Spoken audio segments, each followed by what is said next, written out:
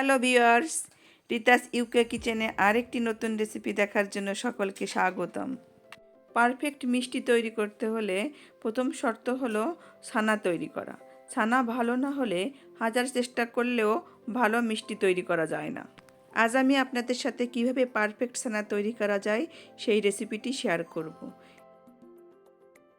এর জন্য আমি প্রথমে 1/4 কাপ ভিনেগার নিয়ে নিলাম এবং তার সাথে ওই একই কাপে 1/4 কাপ জল নিয়ে নিলাম।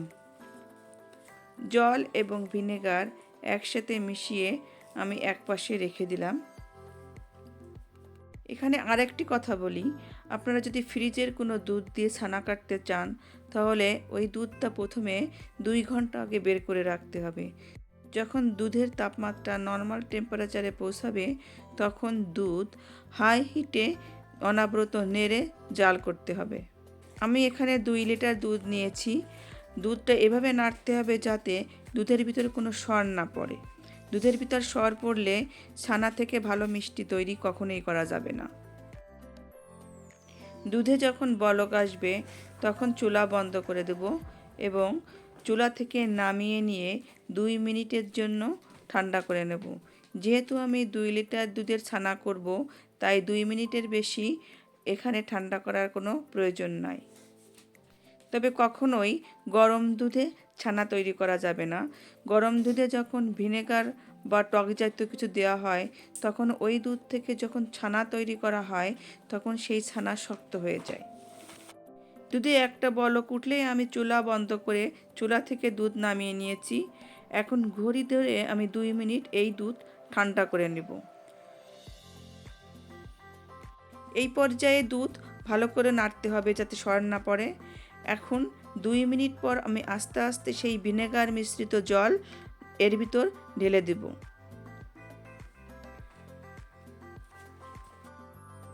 একটু পরে দেখা যাবে ছানা এবং জল আলাদা হয়ে গেছে।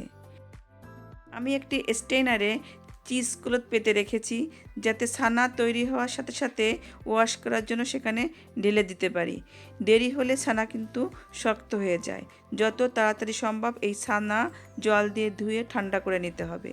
যেহেতু আমি এর সাথে ভিনেগার মিশিয়েছি তাই জল দিয়ে ভালো করে ধুয়ে নিতে হবে। এখন ঠান্ডা জল দিয়ে আমি ভালো করে ধুয়ে নেব। যত দ্রুত সম্ভব এর ভিতর থেকে গরম ভাপ বের করে দিতে হবে। ছানা ভালো করে ধুয়ে যতটা সম্ভব চিপে চিপে এর ভিতর থেকে জলটা ফেলে দিব। তারপর কিছুক্ষণের জন্য আমি ঝুলিয়ে রাখব। ছানা আমি 1 ঘন্টা ঝুলিয়ে রাখব। এর থেকে বেশিক্ষণ ঝুলিয়ে রাখবো না, তাহলে ছানার উপর দিক এরকম ড্রাই ড্রাই হয়ে যায়।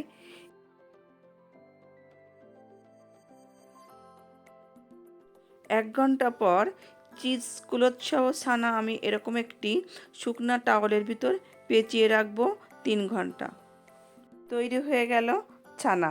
এই ছানাতে আপনি যে কোনো রকম মিষ্টি তৈরি করে নিতে পারবেন। ভিডিওটি যদি ভালো লেগে থাকে তবে লাইক এবং শেয়ার করে আমার পাশে থাকবেন। যারা সাবস্ক্রাইব করেছেন তাদেরকে অসংখ্য ধন্যবাদ, আর যারা নতুন তাদেরকে আমার পাশে থাকার অনুরোধ রইল। ভালো থাকুন, সুস্থ থাকুন। ভিডিওটি দেখার জন্য ধন্যবাদ।